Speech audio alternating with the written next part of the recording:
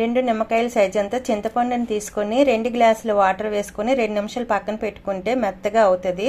3 onions water ఏం లేకుండా mixie పట్టుకుంది వేసుకోండి. 1 స్పూన్ అల్లం వెల్లుల్లి పేస్ట్, పచ్చిమిర్చి ఘాట్లు పెట్టుకోండి మధ్యలో, ఇలాగా టేస్ట్ బాగుంటుంది. ఇలాగా మీకు ఎన్ని నచ్చితే అన్ని వేసుకోండి.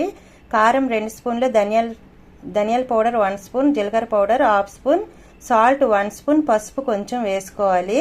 కొత్తిమీర కరివేపాకులు కొంచెం కొంచెం వేసుకోండి. 3 స్పూన్ల ఆయిల్ వేసుకొని చేత్తోనే మొత్తం కలుపుకోండి. ఒకవేళ ఆనియన్ పేస్ట్ లేకపోతే చిన్న చిన్న ముక్కలు కట్ చేసుకున్న ఆనియన్స్ అయినా సరే వేసుకోవచ్చు.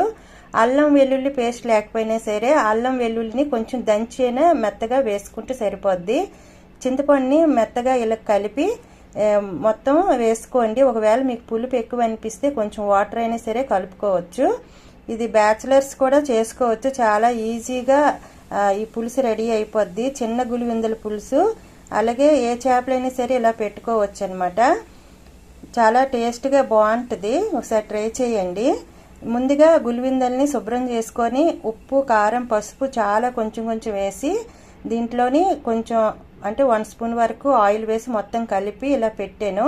మీకు ఎన్ని కావలిస్తే అన్ని వేసుకోవచ్చు ఈ పులుసులో. మిగతా వాటికి కొంచెం గరం మసాలా పౌడర్ వేసుకొని ఫ్రై చేసుకోవచ్చు అనమాట. ఈ పులుసుకి అయితే కొంచెం చేపల పులుసుకి ఏదైనా సరే కొంచెం కారం ఎక్కువ వేస్తేనే బాగుంటుందండి. గులివిందుల్లో కొంచెం సాల్ట్ వేసాను కదా, పులుసులో 1 స్పూన్ సాల్టే వేసుకున్నాను. ఉడికేటప్పుడు టేస్ట్ చూసుకోవచ్చు. ఇప్పుడు స్టవ్ మీద పెట్టి మీడియం ఫ్లేమ్లోని ఒక 5 నిమిషాలు ఉడికించుకోండి. మీడియం ఫ్లేమ్లో ఉడికించుకోండి, గరిటేం పెట్టకూడదు. కొంచెం బాండ్లీని పట్టుకొని ఇలా కదిపిస్తే సరిపోద్ది.